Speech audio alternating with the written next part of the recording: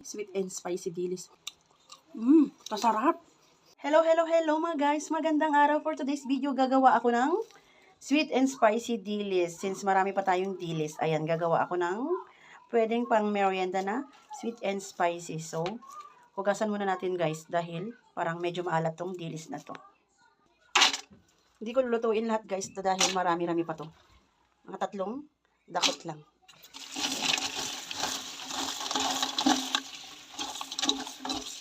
Ayan, since na nahugasan na natin, prito na natin siya guys. Mainit na yung maitim kong kawali, ayan.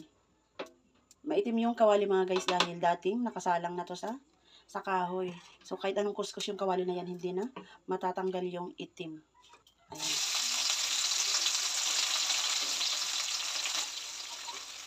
Halo-haloin lang natin mga guys dahil konti lang yung mantika, hindi siya nakalubog. Kaya kailangan haluin para maluto yung iba. Napaka-crispy na natin siya guys. So, hanguin na natin. Ayan. Ang ating prinitong dilis. Ayan. Kaya ang tawag nito, crispy and sweet and spicy. Wow, charis. Ilalagay natin yung ating ketchup. Yung ating asukal. Siyempre, mix-mix lang mga guys. Ayan, tunawin ang asukal. Ayan, since natunaw na yung ating asukal guys, ilalagay na natin yung ating dilis na prinito. Ayan, lubog.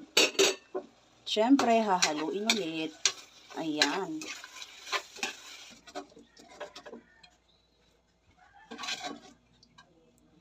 Tyan! At ito na nga mga guys, yung ating crispy, sweet, and spicy dilis. Ayan. Pero hindi siya masyado spicy mga guys, dahil hindi masyado manghang yung ating ketchup na ginamit. Hindi na ako naglagay ng extra chili dahil kakain yung aking mga jonakis. Ayan mga guys, very crispy to siya.